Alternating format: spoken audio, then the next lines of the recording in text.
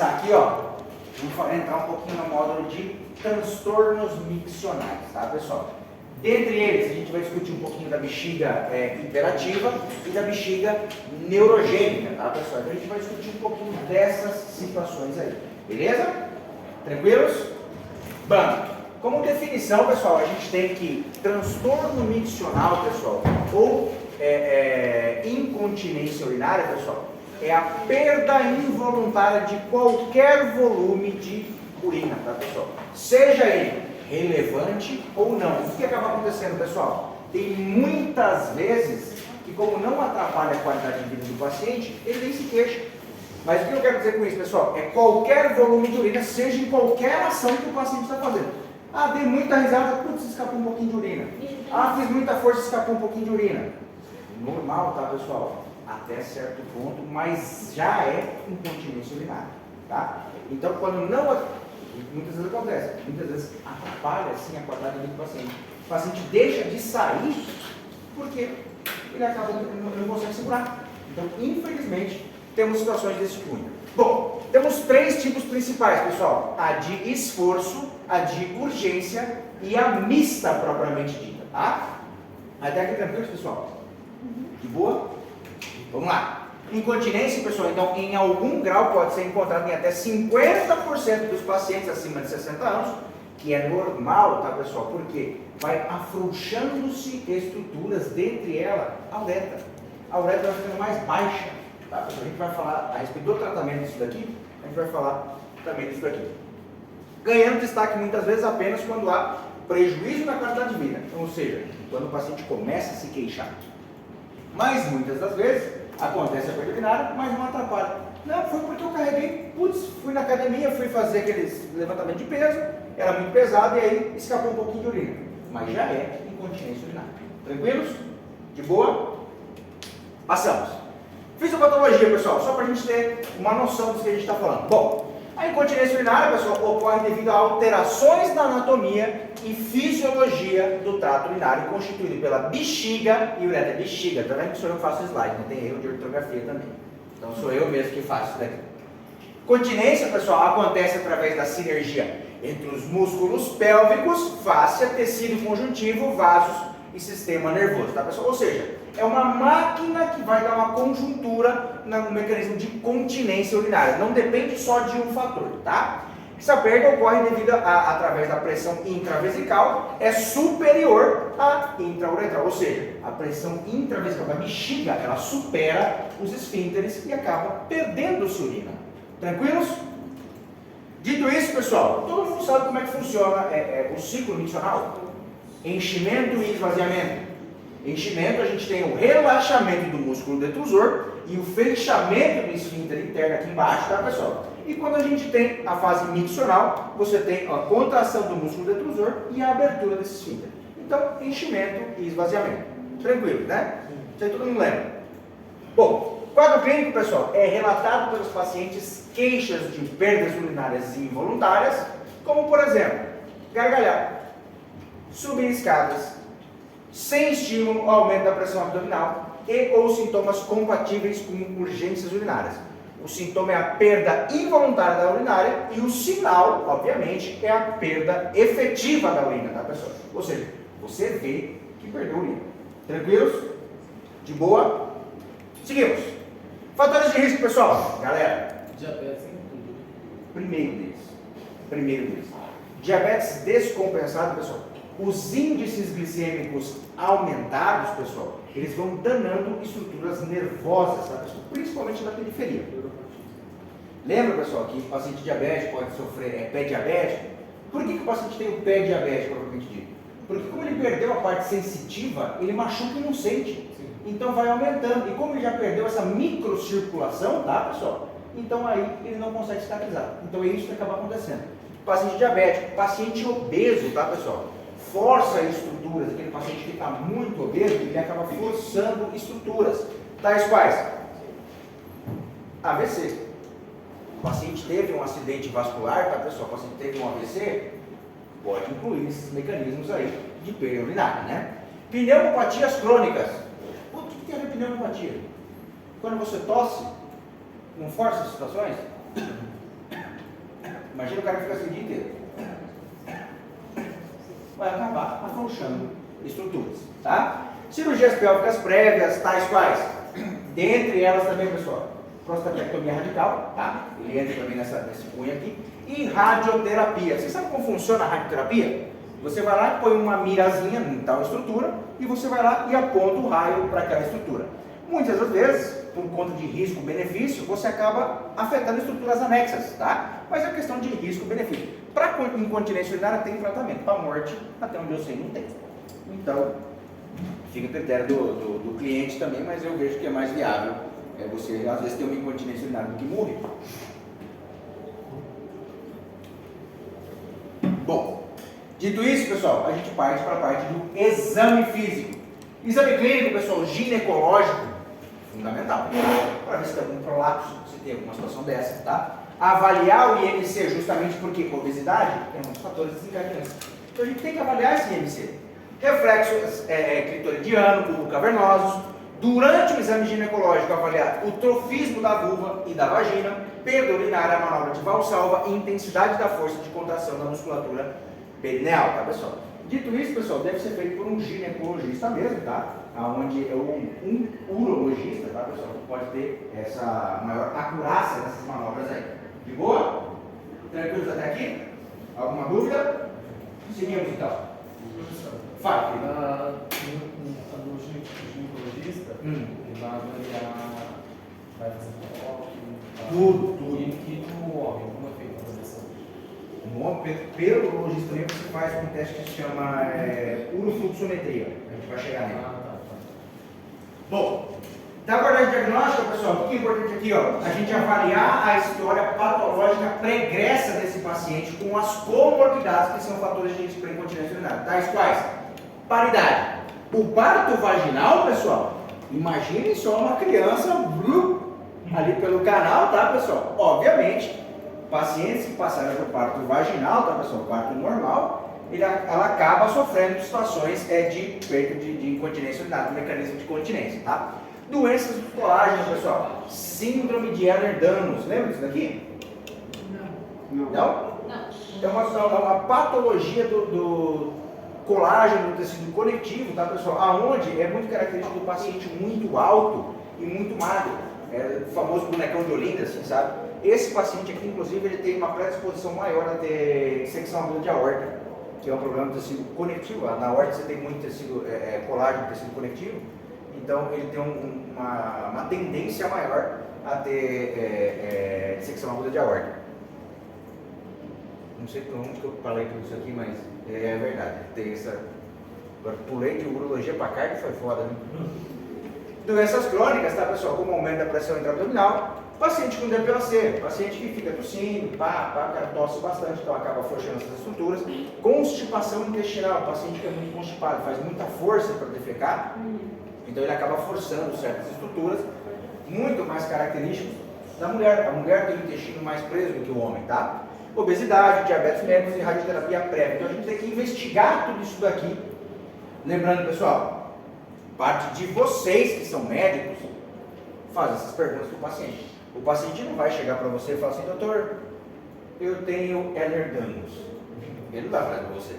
Se você não perguntar quais são as históricos de patologia do paciente, uma anamnese dirigida, pessoal, e infelizmente vocês não vão conseguir fazer esse interrogatório adequadamente. Beleza? De boa até aqui? Seguimos. Idealmente, pessoal, orientar o paciente a fazer o diário miccional, tá, pessoal? Isso daqui a gente tem que levar em consideração principalmente a frequência, presença de disúria, volume miccional e esvaziamento incompleto vesical e urgência urinária. O que é o esvaziamento incompleto vesical, pessoal? É quando o paciente relata para você, doutor, eu vou urinar e parece que não saiu tudo. Uma das dicas que você pode dar para ele, pessoal, é fazer urinar em posição semi-sentada. Tá? Desse jeito, a uretra ela vai abombear para cima. Então fica lá. Também pode fazer assim, urinar na parte semi-sentada. Não sentar propriamente dito, nem de pé como homem, tá? Então é um semi-sentado para a uretra realmente posicionar mais elevado. Tranquilos? De boa? É horrível, mas é verdade. É bem horrível você fazer isso com o paciente. E a elevação do pé? Hã? Tipo, às vezes a pessoa senta e tem aquela, que tem uns banquinhos, né? quê? Mas é pro reto, tá reto. Não, isso é mais pro intestinal. É o banquinho do cocô famoso, para favorecer o movimento intestinal mais adequado. E funciona mesmo, e funciona mesmo. Incontinência urinária de urgência, então pessoal, a gente tem variantes, né? De urgência, de esforço e a mista. A de urgência, pessoal, é a perda involuntária da urina precedida por urgência ou vontade incontrolável de urinar, tá? Decorrente da hiperatividade do músculo detrusor na fase de enchimento vesical. Ou seja, na fase de enchimento, a gente tem que ter um relaxamento do músculo. O que acontece? Nessa fase de enchimento, ele faz assim. Ele vem, o paciente ele não consegue esperar, ele acaba urinando na calça mesmo, tá? Pode ser idiopática, tá, pessoal, por alterações neurofisiológicas do trato urinário, como sensibilidade aumentada, os receptores da acetilcolina, atividades aferentes aumentadas ou alterações anatômicas de suspensão. Ou neurogênica, por lesões neurológicas, como esclerose múltipla. Lembrando, pessoal, que algumas dessas patologias, tais quais esclerose múltipla, você vai perdendo a força de contração, tá? Alzheimer até, tá, pessoal? Alzheimer, o paciente ele esquece como deglute. Então, chega uma hora que ele já perde o controle dos esfíncteres dele, tá? Frequente associação com outros sintomas, como noctúria e apolaciúria, tá? A de esforço ou estresse, pessoal, por sua vez, é a perda involuntária em vigência de um aumento da pressão abdominal. Ou seja, o paciente faz uma força onde ele aumenta essa pressão abdominal, tá, pessoal? Aumento leve ou intenso. Pode ser causada pela hipermotilidade uretral, pela falha de tecidos conjuntivos e musculatura da junção uretero-vesical. Pode ser causada também pelo enfraquecimento do esfíncter uretral intrínseco, pela menopausa, cirurgias prévias e lesões nervosas, tá? Então temos duas variantes, de esforço e de urgência, beleza? Tranquilos? Alguma dúvida até aqui? Seguimos. Opa, perdão. E a mista, né, pessoal, que é a associação dos dois tipos, tá? Lembrando, pessoal, que nesse caso se deve entender minuciosamente as queixas do paciente e prevalecer algum tratamento inicial, tá? Então, deve ser feita o interrogatório adequado desse paciente para você poder retirar essas informações, para saber se é de urgência ou se é de esforço, beleza? Dito isso, pessoal, exames de rotina. Bom, primeira coisa que pode perder-se urina também, ou então causar uma polaciúria ou uma noctúria. Vamos avaliar a urina do paciente propriamente dita, né? Às vezes pode ser um problema bacteriano, às vezes ele está com alguma cistite, alguma situação desse tipo. Então a gente tem que avaliar primeiro a urocultura, o exame de urina desse paciente. Aí, partindo da premissa das patologias que a gente falou, anemia, glicose em jejum. Se o paciente é diabético, ele deve ter uma... Oh, meu Deus do céu.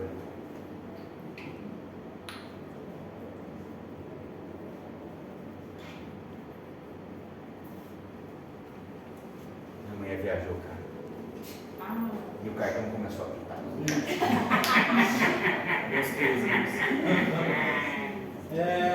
Até pegar mais aula pra dar então. Rapaz, eu não sei, vou ter que arrumar um emprego de guarda noturno, cara. Não é possível, cara. Tô louco, né? Função renal, tá, pessoal? É importante avaliar essa função renal também, tá, pessoal? Ver o tanto de urina que se está produzindo, tá, pessoal? Excluindo o principal diagnóstico diferencial, que é a ITO, através da urocultura e do exame sedimentar de urina, tá, pessoal? Dando sequência a um estudo urodinâmico, que é a urofluxometria, que a gente vai falar mais pra frente, tá? Para quem não sabe o que é, pessoal, o estudo urodinâmico, pessoal, compreende a avaliação da função vesical e uretral durante as fases de enchimento e de esvaziamento. O estudo é muito importante no auxílio das diferentes causas da incontinência urinária do esforço, tá? Dito isso, pessoal, perda de pressão menor do que 60, pessoal, de centímetros de água, pessoal, é deficiência intrínseca esfinteriana, e se a perda de pressão for maior do que 90, pessoal, é hipermotilidade do colo vesical. Não sei se vocês já tiveram a oportunidade de ver. Cadê? Acho que eu tenho aqui. Não. Volta. Tá acabando a pilha desse negócio. Eu vou mostrar para vocês como é que é o exame mesmo e como faz sentido a parte do exame para vocês, tá? Não sei se está nesse slide aqui, mas depois eu procuro e vou mostrar para vocês. Bom, diagnóstico diferencial, pessoal, o primeiro deles, infecção do trato urinário, né? Tem que se ter esse diagnóstico diferencial. A síndrome menopáusica, tá, pessoal? Que são causas transitórias de incontinência urinária, tá, pessoal? Delírio, depressão, imobilidade, aumento do débito urinário, diminuição do estrogênio, impactação fecal e efeitos medicamentosos também, incluindo dentre eles, pessoal, diurético. Diurético não aumenta a vontade urinária do paciente? Então, obviamente, seria uma das causas dessa situação aqui. Do acompanhamento, pessoal, na unidade básica de saúde, a incontinência deve ser associada a diversas repercussões que podem impactar na vida social e sexual dos pacientes, tá, pessoal? As quais o médico da família deve ser atento, como estigmatização. Pessoal, muitas das vezes as alterações que a gente tem a nível fisiológico, tá, pessoal, vem em decorrência de problemas de cunho psicológicos, tá? Então, paciente que está passando por crises financeiras, crises em relacionamentos, tá, pessoal? Situações desse cunho podem desenvolver incontinência urinária, tá, pessoal? O cara que está com síndrome de pânico, tá, pessoal? Que atualmente é uma das situações bem comuns que a gente acaba vendo, síndrome de pânico, depressão, tá, pessoal? Então, tudo isso aí deve ser avaliado e ser tomado em conta em relação também à incontinência urinária, tá? Sentimento de solidão, tá, pessoal? Sintomas depressivos, asitos propriamente dita, distúrbios do sono, disfunção sexual, quedas e fraturas podem alterar toda essa situação. Então, dentro do APS é que o médico vai fazer essa triangulação, fala assim, não, problema psicológico, vou encaminhar para lá. Não, o problema é mecânico mesmo, então vou encaminhar para cá. Então, ele é que vai fazer esse destrinchamento dessa situação. Como medidas gerais, pessoal, parece ser bem óbvio, né? Se o problema está por eu urinar muito, a primeira coisa que eu vou fazer é diminuir a ingestão de líquido, né? Isso parece bem óbvio, né? Evitar ingerir quantidades grandes de líquidos se não houver banheiro disponível, ou seja, eu vou ter que sair daqui, vou ter que passar em Cambuitã, não vou tomar um monte de água para no meio do caminho ter que parar para fazer uma situação, né? Evitar cafeína e bebidas alcoólicas, tá, pessoal? Justo por conta do cunho diurético também dessas situações aqui, tá? Manter higiene íntima, tratar a constipação, elevar os membros inferiores e usar meias elásticas, no caso de pacientes que têm uma tendência mais a ter edema de membros inferiores e tudo mais, isso aí acaba auxiliando bastante. Manter o peso adequado e tratar condições tais quais diabetes mellitus e insuficiência cardíaca também. Então, isso entra como tratamento de via geral, tratamento de regra. Prevenção das complicações. Das complicações, pessoal. Orientar sobre o uso de absorventes. Não sei se vocês já ouviram falar, mas antigamente se usava mais. Hoje em dia a gente tem um pouco mais de técnica a respeito disso, mas antigamente se fazia o pad test. Já ouviram falar disso daí? Não. É onde você colocava pequenos absorventes e você pesava esses absorventes. Então o peso era calculado por centímetro cúbico depois e você colocava mais ou menos o tanto de urina que se perdia baseado no peso desse absorvente que a mulher acabava utilizando, tá?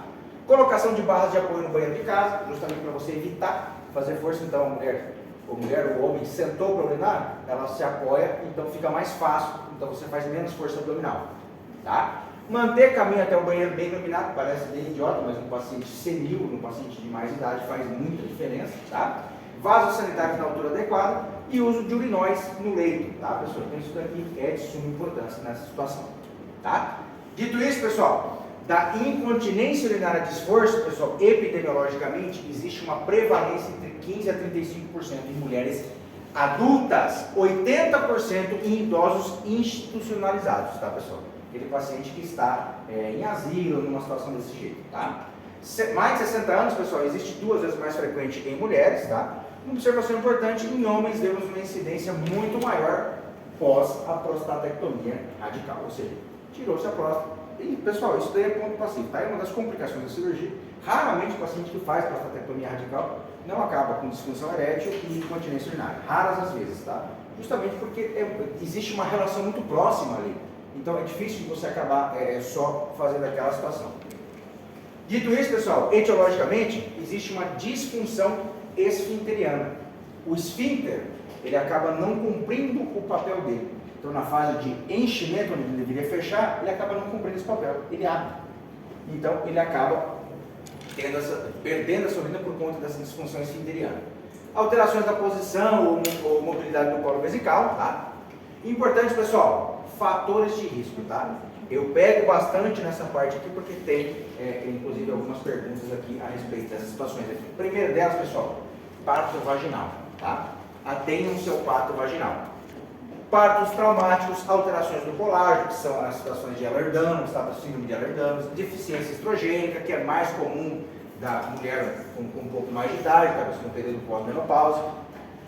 Idade, obesidade, DPOC, genética e prolapsos, tá, pessoal? Entram nesse cunho aí desses fatores de risco que a gente enxerga. Mas tudo faz sentido, pessoal, quando você entende o mecanismo. Por que o paciente tem incontinência urinária? Geralmente, por problema do esfíncter, tudo bem, ou então por uma hiperatividade da bexiga, mas a uretra dele é que ele acaba afrouxando. Então tudo isso daqui faz sentido, porque você vai afrouxando estruturas, tá? Dito ela, seja prolapso, partes vaginais, parte vaginal, eu acredito que seja uma grande situação onde você tem alteração da função, apesar da mulher ser preparada naturalmente para esse tipo de situação. Que isso, cara? O que aconteceu com as paredeiras, cara? O que aconteceu, pô? Vocês sabem quanto custa a agulhada, rapaz? Eu sei, eu queria ter tido normal, mas não deu não, o moço não abriu. Quem não abriu, né? Falou, mas não abriu. Pode falar assim, não. A Joia, colega, meu dia. A gente tem que colocar pérolas da Joia. Eu não vou mentir pra vocês, o parto normal, ele é muito esquisito, cara. Ele é muito esquisito. A primeira vez que eu vi o parto normal na minha frente, cara, Sai fora. eu fiquei assim, eu fui pra receber a criança. O processo mais lindo que existe na vida da mulher. É horrível, é horrível. Sim. É horrível, eu não vou mentir pra vocês. As pessoas que Eu cheguei assim, cara, e vi aqui na posição, né? Vai nascer, eu tô aqui, né? Deu nós, né? O negócio foi abrindo. Rapaz, de repente saiu aquela língua pra trás assim, cara. E a mulher defecou tudo assim, cara. E a mulher gritando, cara. Eu fiquei paralisado assim, cara. Aí tava eu e a enfermeira Manuela, cara. Puta, um amor de pessoa. Um amor de pessoa. E ela, doutor, vai nascer. Eu falei, eu tô vendo. Eu falei, doutor, vai cair. Eu falei, vai cair no chão. Eu falei, por quê? Porque eu não consegui mexer. Fiquei travado assim, cara. Fiquei travado. Não me mexi, cara. A hora que ele voltou, cara. Que é isso? Que é isso, cara? Eu fiquei paralisado. Não consegui mexer, cara. E quando tem que dar o vídeo, tem que pegar minha anestesia, só que montar o link do botão. Rapaz, olha que situação. tem pessoas que realmente traumatizam a mulher e o pai. Eu fiquei paralisado. Eu já vi os pais humanizados lá, Aí, cara, tudo que aqui você tem transformer gráfico. Vocês trabalham no Santa Clara? Aqui no Brasil também tem transformer gráfico? Tipo, você tá no plantão, da meia-noite, a mulher nunca fez pré-natal, nunca fez bosta, nem de repente ela desce e fala, vou parir, e vai entrando. Não, rapaz, não fez um exame, não fez, e não nasce nem de carrapada, cara, não nasce com nada, cara. Impressionante, cara, não pega nem cara na boca. Agora a gente tem um projeto que chama Parece antes dela parir, a gente escolhe essa para O ideal era fazer o acompanhamento para Natal.